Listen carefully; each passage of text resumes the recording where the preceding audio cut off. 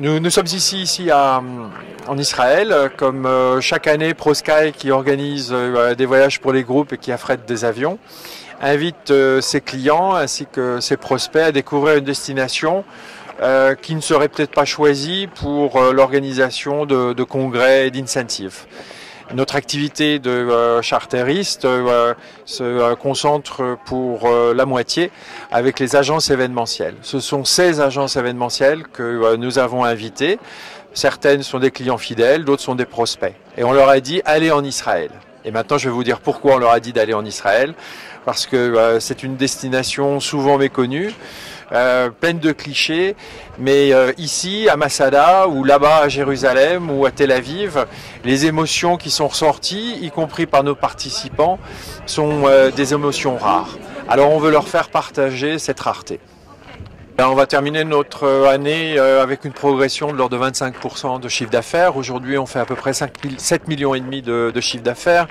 Et notre activité est très forte sur deux segments qui sont bien particuliers. Les maïs, puisqu'ils représentent à peu près la moitié de notre activité, mais aussi les croisiéristes. On fait aujourd'hui des croisières au bout du monde et on amène les passagers de nos clients dans des destinations qui sont assez peu imaginables.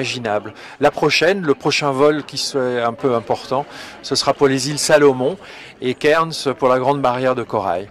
Donc notre équipe achemine les passagers qui vont prendre le bateau et les ramène. Et cet été, on est allé plusieurs fois au Groenland, plusieurs fois au Spitzberg, le Kamtchatka au nord du Japon, en attendant d'avoir des opérations somme toute plus classiques, que ce soit à Tel Aviv ou que ce soit à Barcelone ou à Marrakech, puisque ce sont encore le choix de nos clients.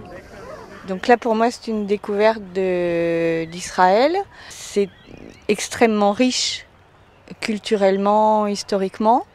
Je pense qu'il faut que les médias d'une façon générale donnent une meilleure image, peut-être, parce que les gens, je pense, ont une réticence naturelle à cause des problèmes de sécurité. Et donc je pense que là il faut énormément travailler là-dessus. Nous, d'un côté, pour rassurer nos interlocuteurs, mais surtout les médias, y compris les médias nationaux français, par exemple. Effectivement, pour moi, c'est la première fois en Israël. Je suis parti avec un peu d'anxiété, avec beaucoup d'a priori, qui se sont totalement dissipés pratiquement immédiatement, soit au niveau de la sécurité que l'on peut ressentir immédiatement dès que l'on arrive, au niveau de la diversité des sites et diversité des propositions qui nous ont été faites, qui nous ont été montrées, que ce soit le Tel Aviv moderne ou le Jérusalem ancien. Et c'est vrai que c'est un produit que je proposerais beaucoup plus facilement à mes clients, maintenant que je l'ai vu, maintenant que j'ai ressenti exactement ce que l'on peut ressentir quand on est ici, entre la modernité du bord de mer et, on va dire, notre histoire commune des trois religions monothéistes qu'on a pu découvrir à Jérusalem pendant toute une journée. Alors oui, c'est ma première visite en Israël. À vrai dire, on est sur une destination nouvelle, une belle surprise pour moi par rapport à tous les a priori que tout le monde peut avoir et que j'avais en arrivant ici. À vrai dire, on avait tous, j'imagine, des a priori sur la destination. Aujourd'hui, en tout cas pour mon cas personnel, c'est complètement terminé et c'est vrai qu'on est... on se balade sereinement, que ce soit à Jérusalem ou à Tel Aviv, toutes les destinations qu'on a pu visiter.